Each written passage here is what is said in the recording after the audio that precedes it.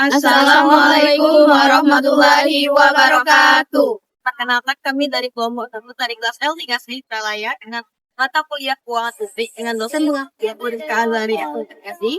Di sini kami akan menjelaskan mengenai RPS 14 tentang evaluasi keuangan negara dan daerah. Sebelumnya, perkenalkan saya Dinda Ayu Maharani dan rekan-rekan anggota saya yaitu Saya Tilza Nadira, saya Rara Alia, saya Izzat Maima, saya Aurelia Gata. Selamat menyaksikan. Evaluasi keuangan memiliki arti penting dalam menjalankan pemerintahan. Melalui proses inilah, pemerintah dapat menilai apakah anggaran yang digunakan sudah efisien dan efektif. Menurut Ramadhania dan kawan-kawan pada tahun 2016, uang bukan hanya sekedar angka dalam wujud laporan, tetapi sebagai wujud kepercayaan publik yang harus digunakan untuk kepentingan publik. Trisaktia dan kawan-kawan pada tahun 2016 mengatakan bahwa dalam evaluasi keuangan, kita memerlukan penilaian terhadap pengelolaan keuangan untuk menilai apakah program yang dijalankan sudah benar-benar memiliki hasil yang diharapkan. Melalui evaluasi, pemerintah dapat menilai bagian mana yang sudah baik dan bagian mana yang masih harus diperbaiki. Kegiatan evaluasi ini sekaligus menjadi tanggung jawab untuk memastikan agar pengelolaan keuangan benar-benar berjalan secara transparan dan sesuai aturan. Desentralisasi fiskal menjadikan hubungan antara keuangan negara dan keuangan daerah saling bergantung. Tanpa evaluasi yang baik akan berdampak kepada keuangan daerah, terutama untuk daerah yang pendapatannya melimpah dan bagi daerah yang pendapatannya masih bergantung kepada pemerintah pusat. Hal ini disampaikan oleh Saraswati dan kawan-kawan pada tahun 2023 melalui penelitiannya. Untuk itu, diperlukan evaluasi keuangan untuk menyeimbangkan di antara kedua tersebut, agar kebijakan desentralisasi fiskal antara keuangan negara dan keuangan daerah tidak hanya menjadi tanda tangan di atas kertas, tetapi juga memastikan program tersebut membawa hasil yang nyata. Evaluasi keuangan menghadapi permasalahan yang disebabkan oleh beberapa faktor, di antaranya, yang pertama, perencanaan pembangunan yang belum merata. Yang kedua, laporan keuangan yang belum sepenuhnya akurat. Yang ketiga, kemampuan sumber daya manusia yang kurang kompeten. Situasi ini kurang efisien dan mengurangi kepercayaan publik terhadap kinerja pemerintah. Untuk mengatasi permasalahan tersebut, diperlukannya evaluasi keuangan.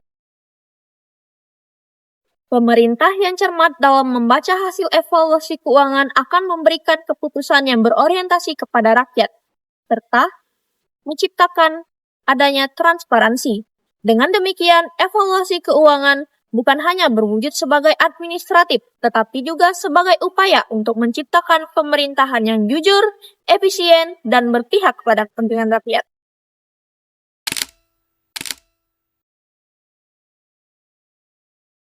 Baiklah, di sini saya akan menjelaskan mengenai konsep dasar dari evaluasi keuangan negara dan juga daerah. Jadi, secara umum pengertian dari evaluasi keuangan sendiri merupakan suatu kegiatan untuk menilai hasil dari pelaksanaan kebijakan fiskal serta anggaran. Gunanya adalah untuk mengetahui tingkat dari keberhasilan serta efisiensi dalam mencapai tujuan pembangunan. Dikutip dari Sulianto pada tahun 2020, bahwasanya apabila dikaitkan dengan kinerja anggaran, maka evaluasi keuangan sendiri merupakan suatu proses yang terdiri dari penilaian, pengukuran, serta analisis terhadap pelaksanaan anggaran guna mencapai atau mendapatkan rekomendasi terbaik untuk meningkatkan efektivitasnya. Nah, dalam konteks pemerintahan sendiri, dikutip dari Sri Saparmi dan juga kawan-kawan pada tahun 2025, bahwasanya evaluasi keuangan mencakup proses untuk menilai yang pertama yaitu kesesuaian antara perencanaan dengan pelaksanaan anggaran. Yang kedua yaitu menilai kinerja dari lembaga pengelola keuangan, dan yang ketiga yaitu untuk menilai dampak dari penggunaan keuangan negara tersebut terhadap kesejahteraan publik. Nah, tujuan utama dari evaluasi keuangan negara dan daerah sendiri terdapat 4. Yang pertama yaitu untuk mendorong akuntabilitas publik, yaitu supaya agar pemerintah itu dapat mempertanggungjawabkan pengelolaan keuangan negara terhadap masyarakat atau terhadap publik. Yang kedua yaitu untuk menilai efektivitas dari penerapan kebijakan fiskal, apakah pendapatan dan juga belanja baik dari negara maupun daerah sendiri sudah sesuai dan juga sudah sesuai dengan sasaran pembangunan. Yang ketiga yaitu untuk meningkatkan transparansi publik di mana pengelolaan keuangan tersebut supaya dapat diawasi oleh publik. Dan yang terakhir yaitu untuk mengidentifikasi masalah serta menganalisis atau mendapatkan rekomendasi terbaik supaya dapat meningkatkan kualitas pengelolaan keuangan pada periode berikutnya. Nah, evaluasi keuangan baik pada tingkat nasional maupun pada tingkat daerah tentunya melibatkan berbagai lembaga. Yang pertama yaitu ada BPK. Mengutip dari Caldera dan kawan-kawan pada tahun 2020, BPK merupakan badan pemeriksa keuangan, merupakan lembaga pemeriksa eksternal yang berfungsi untuk menilai kewajaran pada laporan keuangan pemerintah. Yang kedua yaitu ada Kementerian Keuangan dan juga Bappenas selaku pengendali dan juga pengarah kebijakan fiskal. Yang ketiga yaitu ada Inspektorat Jenderal dan juga BPKP atau Badan Pengawas Keuangan dan juga Pembangunan sebagai lembaga pengawas internal. Yang keempat yaitu ada DPR dan juga DPRD selaku pengawas pada tingkat politik legislatif yang berfungsi mengawasi pelaksanaan anggaran pada tingkat legislatif. Mengutip dari Nainu dan kawan-kawan, pada tahun 2017 evaluasi keuangan pada tingkat pusat dilaksanakan pada pelaksanaan APBN.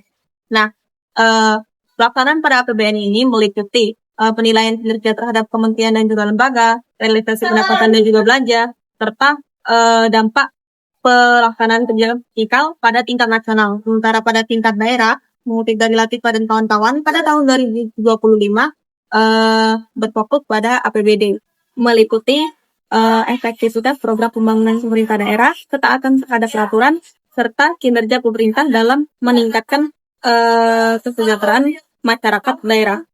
Nah, hasil evaluasi keuangan tersebut kemudian dituangkan dalam bentuk LHP atau laporan hasil pemeriksaan yang berisi temuan, kesimpulan, serta rekomendasi perbaikan. Oke, di sini saya akan menjelaskan tentang mekanisme dan proses evaluasi keuangan. Nah, yang pertama itu ada tahapan evaluasi keuangan negara dan daerah. Menurut Ahyar et al. 2025, evaluasi keuangan itu bertujuan untuk memastikan pengelolaan publik dilakukan secara efisien, transparan, dan akuntabel. Nah, proses ini meliputi 4 tahapan utama. Yang pertama itu ada perencanaan, yang kedua itu ada pelaksanaan, yang ketiga itu ada pelaporan, dan yang terakhir itu ada tindak lanjut. Nah, yang pertama itu ada perencanaan, yaitu pemerintah pusat dan daerah menetapkan kebijakan fiskal dan prioritas anggaran melalui RKP dan RKA. Nah, yang kedua itu ada pelaksanaan, yaitu meliputi realisasi anggaran dan pengawasan oleh BPKP serta inspektorat untuk mencegah penyimpangan. Nah, yang ketiga itu ada pelaporan, yaitu SAP berbasis aktual digunakan untuk meningkatkan transparansi dan menggambarkan kondisi keuangan secara realistis. 4 itu ada tindak lanjut, yaitu berbasis temuan BPK dan pelaksanaan rekomendasi audit yang masih rendah karena lemahnya sumber daya manusia, koordinasi, dan faktor politik. Oke, yang kedua itu ada peran lembaga dalam proses evaluasi. Nah, evaluasi keuangan itu melibatkan beberapa lembaga dengan fungsi yang berbeda namun tetap saling melengkapi.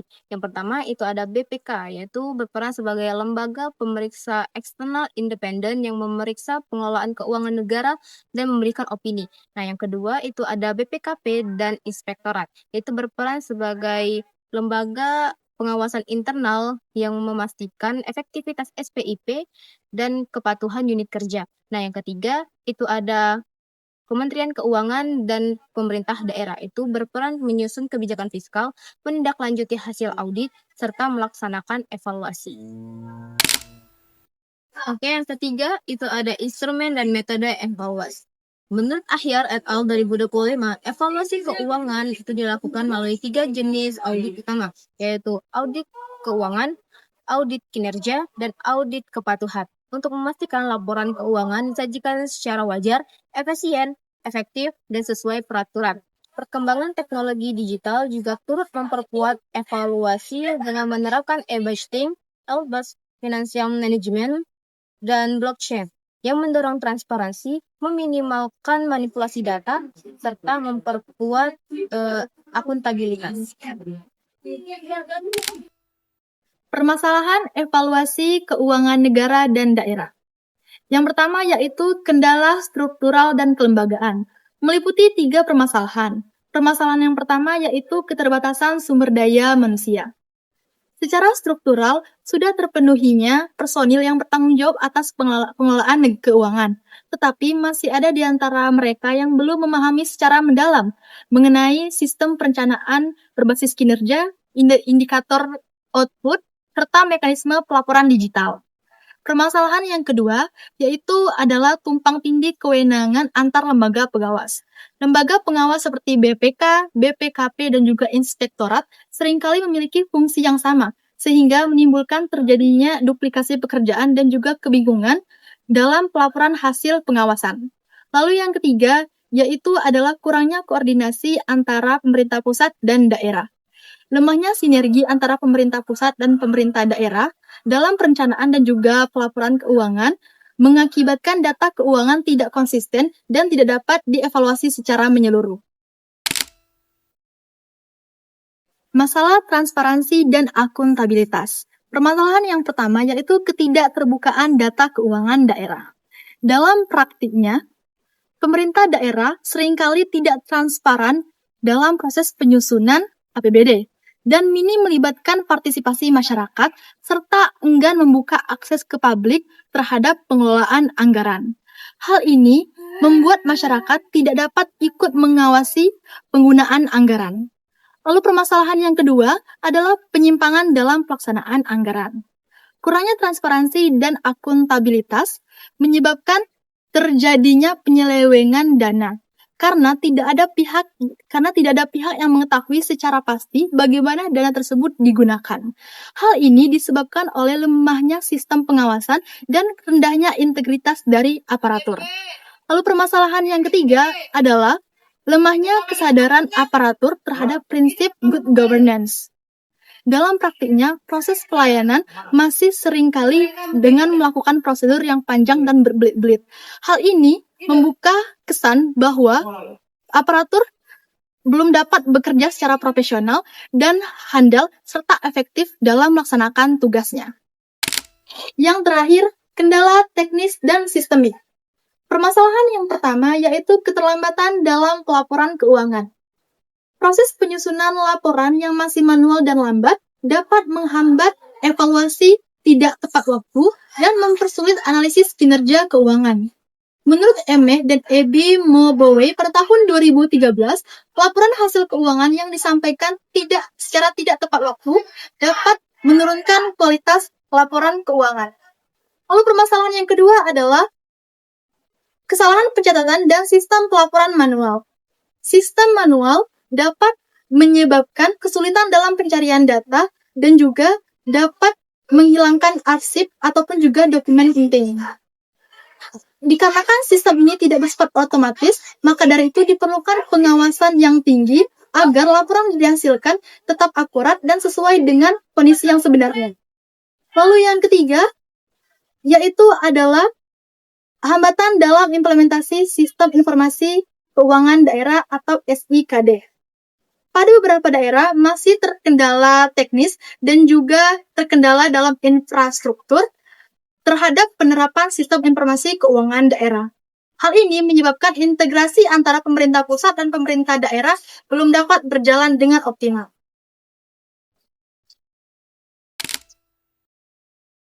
Oke, baik. Jadi saya akan menjelaskan tentang studi kasus. Yang pertama yaitu studi kasus di tingkat pusat atau nasional, evaluasi APBN oleh BPK.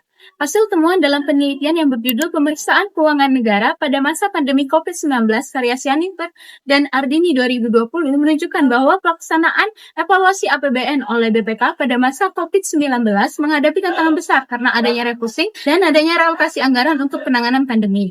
Kebijakan realokasi memang dilakukan pemerintah yang bertujuan mempercepat penanganan krisis, namun juga meningkatkan resiko lemahnya pengawasan, akuntabilitas, serta potensi penyalahgunaan kekuasaan, terutama pada sektor pengadaan barang atau jasa dan penyaluran bantuan sosial. Sebagai tindak lanjut, BPK merekomendasikan penguatan sistem pengendalian internal atau SPI, penguatan peran inspektorat dan BPK, serta pemanfaatan teknologi audit seperti teknik audit berbantuan komputer atau TABK dan big data analisis untuk meningkatkan transparansi dan keakuratan pelaporan anggaran. Selain itu, BPK juga melakukan evaluasi secara komprehensif melalui 3 jenis audit, yaitu pemeriksaan keuangan, pemeriksaan kinerja, dan pemeriksaan dengan tujuan tertentu atau PDTT. Ini juga menegaskan bahwa hasil evaluasi BPK memberikan dampak penting pada kebijakan fiskal nasional. Selanjutnya saya akan menjelaskan studi kasus di tingkat daerah, yaitu evaluasi APBD oleh BPKP dan Inspektorat. Hasil temuan dalam penelitian yang berjudul Evaluasi Kinerja Pengawasan Pengelolaan Keuangan Daerah diukur dari Peraturan BPKP Nomor 16 Tahun 2015 pada Inspektorat Kabupaten Minahasa Selatan karya Lumipow et al. 2017 menunjukkan bahwa kinerja pengawasan yang dilakukan oleh Inspektorat Daerah belum dilaksanakan secara optimal dan belum sesuai dengan standar kapabilitas APIP yang telah ditetapkan oleh BPKP. Hal ini terlihat dari hasil penilaian kapabilitas APIP yang sebagian besar masih berada pada level 1 dan level 2, yang berarti proses pengawasan belum dilakukan secara profesional, konsisten, dan terdokumentasi secara baik. Keterbatasan ini disebabkan oleh berbagai faktor, yaitu yang pertama, kurangnya kompetensi sumber daya manusia, yang kedua, kualitas auditor yang rendah, dan yang ketiga, lemahnya budaya organisasi dalam mendukung fungsi pengawasan. Kondisi ini menyebabkan Inspektorat belum mampu dalam menyediakan jaminan dan nilai tambah dalam pengawasan pengelolaan keuangan, sehingga masih seringkali ditemukan resiko penyimpangan anggaran dan pengelolaan keuangan daerah yang belum efisien. Implikasinya, pemerintah daerah perlu melakukan penguatan kapasitas APIP, peningkatan pelatihan auditor, penataan tata kelola internal, dan mengoptimalisasi fungsi pengawasan agar tata kelola lebih transparan, akuntabel, dan lebih efektif dalam mendukung penyelenggaraan otonomi daerah.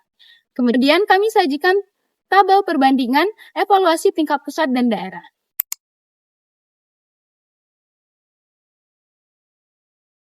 Sekian penjelasan dari kami. Semoga apa yang kami sampaikan dapat bermanfaat. Mohon maaf apabila ada yang salah. Kepada Tuhan kami mohon ampun. Kami akhiri. Wassalamualaikum warahmatullahi wabarakatuh.